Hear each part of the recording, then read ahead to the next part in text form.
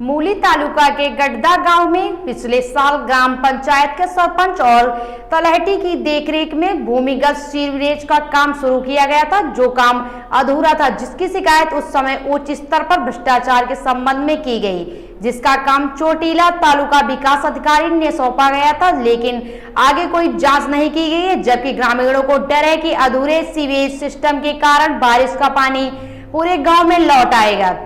बीमारी फैल जाएंगी। इस संबंध में सुरेंद्रनगर जिला विकास अधिकारी को भी आवेदन किया गया है। ग्रामीणों के लिखित आरोप लगाया गया है भूमिगत सीवेज सिस्टम में भ्रष्टाचार हुआ है, जिसके दोषी गड्ढा ग्राम पंचायत के सरपंच और तलहटी के, उनके खिलाफ जांच क्यों नहीं हो रही है। ग्रामीणों ने एक वीडियो वायरल कर सिस्टम के खिलाफ ज्वलंत सवाल उठाए हैं। अगर यह गंदगी नहीं हटाई गई तो पूरा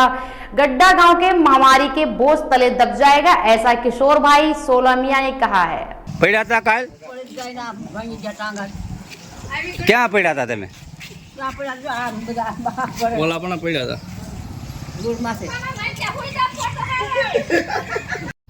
मारू नाम किशोरभाई अर्जनभाई सोलमिया, गाम गढ़ड़ा, तालुको मूली। आ गढ़ड़ा गामनी मेन बजार है अने मेन बजार में अमे आ गाम लोको अने आ जे बजार में રહેણાંક विस्तारना तमाम लोको साथे ऊभा छे अने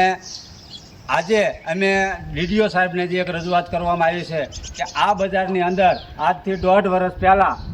અંદાજે કે 2 વર્ષ પહેલાં જે ભૂગર્ભ ગટરનું જે કામ કરવામાં આવ્યું તે એમાં બહુ મોટો ભ્રષ્ટાચાર કરવામાં આવ્યો છે। તેમાં સરપંચ, તલાટી અને કોન્ટ્રાક્ટર બધાએ સાથે મળી અને આ ગટરને જે નાખવામાં આવી એની જે અંદર ઊંડાઈ નાખવામાં આવે તે ઊંડાઈ પણ નાખી નથી અને એના જે વાટા કરવાના આવે એ વાટા પણ પૂરા કર્યા નથી અને જે પાણીનો નિકાલ જે બહાર કરવાનો આવે તે પણ પાણી બહાર પહોંચાડવામાં આવ્યું નથી, જેથી અનેક સમસ્યા થાય છે। અને જે ઉપર વિસ્તારનું જે આવતું પાણી જે અહીંયા કણે તમે આ જોઈ શકો છો કે અહીંયા કણે જે પાણી નીકળે છે ભર ઉનાળે અહીંયા કણે ચોમાસા જેવી સ્થિતિ હોય છે, ત્યારે આ સ્થિતિમાં અહીંયા કણે જે મેલેરિયા, टाइफॉइड અને જે અત્યારે જે નવો જે વાયરસ નીકળ્યો ચાંદીપુરા જેવા વાયરસ થવાની જે સમસ્યા અમારા જે આ કણે રહેણાંક વિસ્તારના લોકો છે અને વધારે ભાગ આ બજારની અંદર જે માલધારી લોકો વસે છે અને એમને માલઢોરની સમસ્યા અને આ ગટરનું પાણી ઉપર વિસ્તારમાં આવેલું ગટરનું પાણી જે માલધારીના ઘર સુધી પહોંચી જાય છે, ઘરની અંદર ઘૂસી જાય છે, આવી બધી સમસ્યાઓ હોવા છતાં અને આ બાબતની અમે અનેક વખત ડીડીઓ સાહેબને લગભગ 5-7 વખત રજૂઆત કરી, ડીડીઓ સાહેબને રજૂઆત કરી, પણ આ ભ્રષ્ટ તંત્ર અને બધાય મિલી ભગત હોય એવી સ્થિતિ અમારા ગામ ગઢડાની છે। તો અમારી સાથે અમારા ગામના ગઢડાના લોકો બધા ઊભા છે, તો તમે જોઈ શકો છો કે આ કેવી અમારી ગઢડાની હાલત છે। તો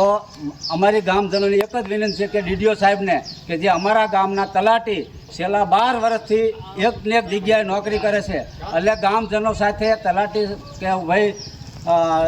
કોન્ટ્રાક્ટર સાથે મિલી ભગત કરીને બહુ મોટો ભ્રષ્ટાચાર કરવામાં આવે છે, તો તાત્કાલિક ધોરણે આ તલાટીશ્રીની બદલી કરવામાં આવે અને કોઈ તટસ્થ વ્યવસ્થિત તલાટી અમારા ગામની અંદર મૂકવામાં આવે।